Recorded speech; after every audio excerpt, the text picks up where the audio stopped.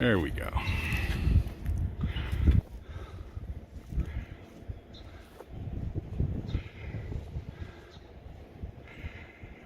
Let's just call this sunrise at the Atlantic Ocean.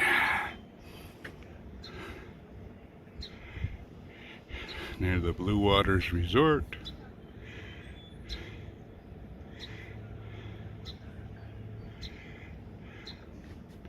Here in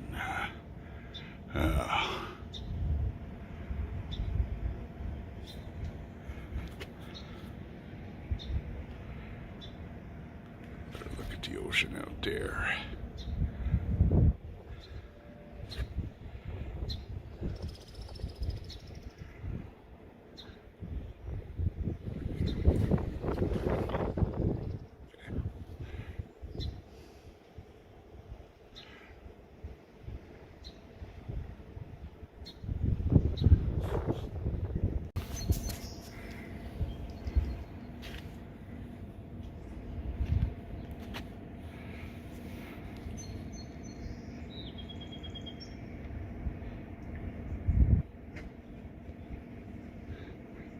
South Yarmouth.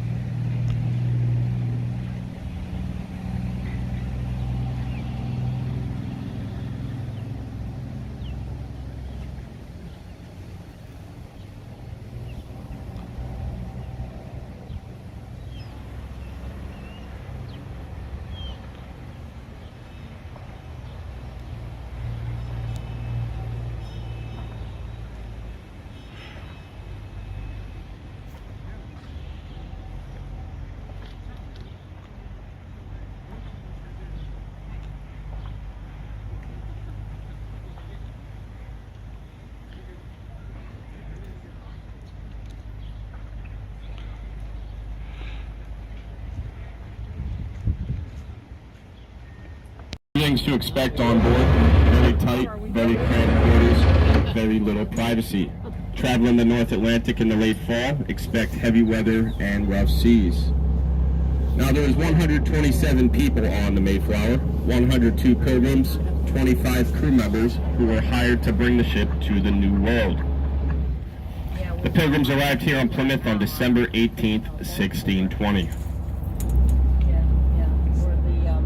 Now, much like the original Mayflower, the Mayflower 2 does not have any engines. Sail power is its only option.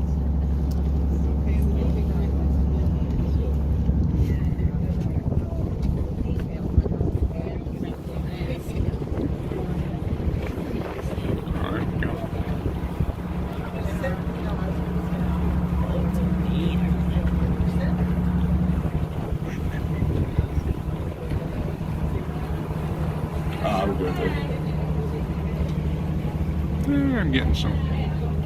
Now, if you guys are looking for Plymouth Rock, look over to the right side of our boat, the starboard side. You'll see an odd-shaped building, a large grassy hill. That's known as Cole's Hill or Burial Hill. During the Pilgrims' first winter here in Plymouth, nearly half of them had died. Many of those pilgrims are buried in unmarked graves at the top of that hill.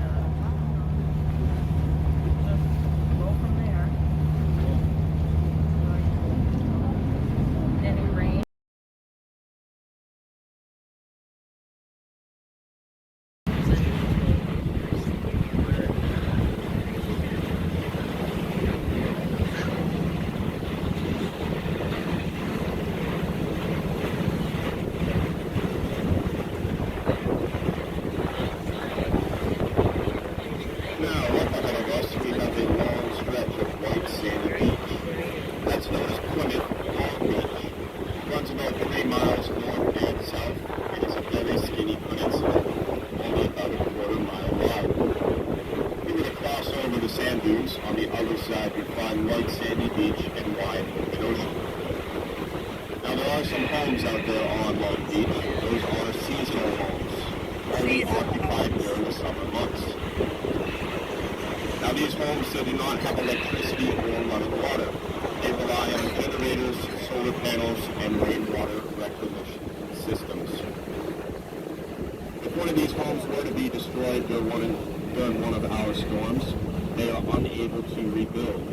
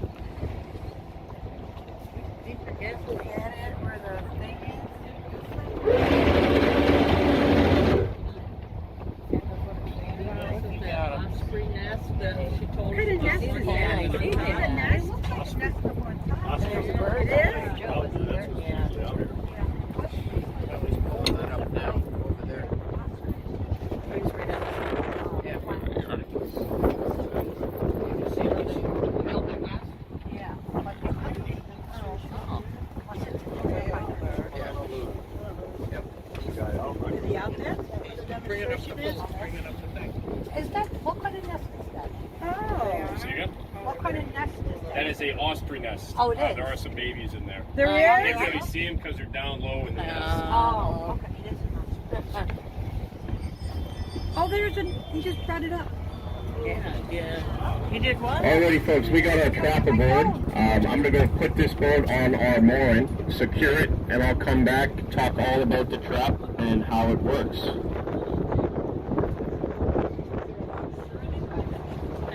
Right side, can number 17, you'll notice a nest. That is an osprey nest. There are some babies in there. They're just not visible at the moment.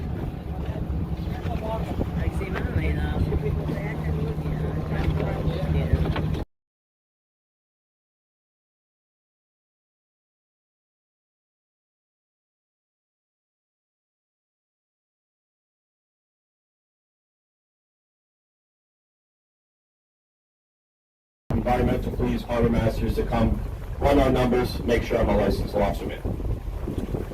Now suppose a boat went by, the propeller got wrapped up in this buoy. It's going to cut it. Maybe you get a rival lobsterman. He doesn't like you, he's going to come cut your buoys. That leaves the question about the trap. What's going to happen to the trap? This trap will stay on the bottom, but you're not going to be able to get it back. And what about the bigger crabs, bigger lobsters that are inside? They're trapped. Not quite. So right on the bottom of the escape vent here, we had these tiny little metal rings. Those are called biodegradable hog rings. So we replace those at the beginning of each and every lobster season, and they last for about 6 months.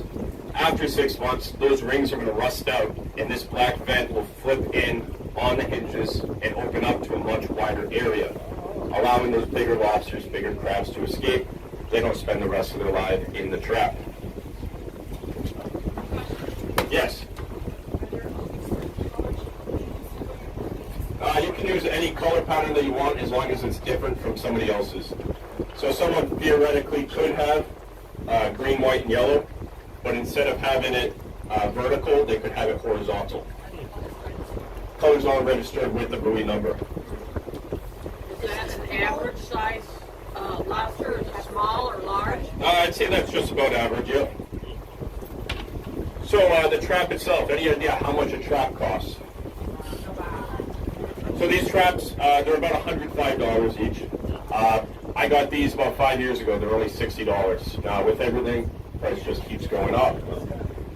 So I have about 10 of these. I don't fish commercially, so with my lobsters, I catch them to show people like you here today. I can eat them myself, give them to people, but I can't sell them. I can't even trade them. So if I were to give you a lobster and you offer to bake me some cookies or something, I can't even take those legally because I can't get anything in return. Now, I'm the local guy. You can just give it to me. yeah. These guys are going back to New York. Now, commercial lobstermen, they have 800 of these traps. Wow. So, being a commercial lobsterman, that's a lot of money to invest just in traps alone.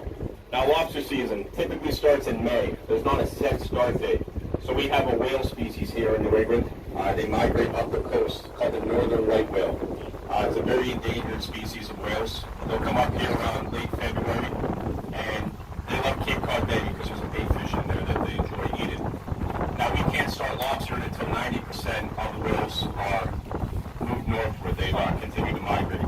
Reason being for that, there's only 300 roughly left, and they don't want, the environmental agencies don't want us boaters, fishermen, to be driving around our boats out there, potentially maybe hitting a whale, or for our lines from our buoys to get wrapped around. So on May 7th this year, it was established 90% of those whales were out of our bay. They opened lobstering. So from there, the lobstermen, they're going to start up and start bringing the traps down onto the dock, load up the boat, and they'll do continuous runs back and forth. They can typically fit probably about 40 pots on the boat at a time. So that's a lot of runs back and forth to set the gear. Now lobstering, say you're going to start Monday morning, you're working on a lobster boat. You wake up around 4 o'clock in the morning, dress warm, pack your lunch, and you meet down on the dock where we left from today. From there, you're going to load up the boat with bait. Depends on what's available. Costs about $70 for a tote of bait. And you're probably going to buy 5 or 6 totes at a time, last you throughout the day. You'll head out to sea, probably catch an awesome sunrise heading east. And you'll do 400 out of the 800 on that first Monday. Now, Brady pulled it up by hand today. Lobstermen don't do that. They'd be very tired if they did that all day. So they have a device called a hydraulic or electric hauler. You wrap the rope around it, and it pulls it up to the surface for you. From there, you're going to clean out some of the seaweed, some of the other critters, make sure the lobsters are big enough. If they are, they go into a tank. Tank circulates seawater, keeps them happy till they're sold at market. You do measure them, yep. And you'll be done around 1:30, 2 o'clock in the afternoon. Probably go home, head to bed early, really tired. Tuesday, wake up, do the same thing, other 400. Wednesday's your day off. Do what you need to do, whatever you like. Now that cycle will repeat all summer long. Lobster season typically ends around mid-December, beginning of January. So it's quite the long season. We used to be able to lobster year-round here, but due to those whale species, they cut the season a little short. Now, if you were the helper on a lobster boat, the sternman, what do you take home in a day? About 20%. So if we went out and I got $1,250 worth of lobster today, you would make about $250. The rest of the money goes to the captain who owns the boat towards expenses, say you lose a trap, fuel, bait, insurance, all of those costs that are associated with lobstering.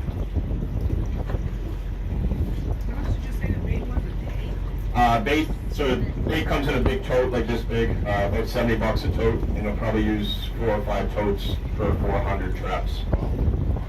How close do you drop the lobster traps? You know, when you're putting them in the water? Are they all in a Yeah, we usually take them and put them at least 20 feet apart from each other. We'll put them in all different areas. So I'm not going to put all my 800 traps here. I'll kind of spread them out, and I'll see, where the lobsters are biting. How well are my traps performing. In the area that's performing well, I'll move more of my traps into that area.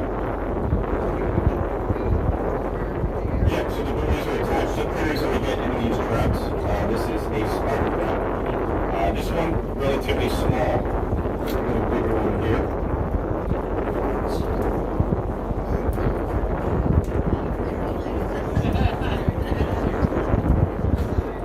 Come on. Got a bigger one here. These spider crabs, this one's probably 7 out of 10 being the biggest one in the size. They live in about 25 to 30 feet of water, pretty deep. Reason being they like sunlight. That's where they live in sunlight conditions. Now in the pictures of these, you see how they're white. Now that's the true color underneath all this brown and green. Why it's brown and green is for plants and algae. Right, finding them in pools, beaches, mountain lakes in the summertime.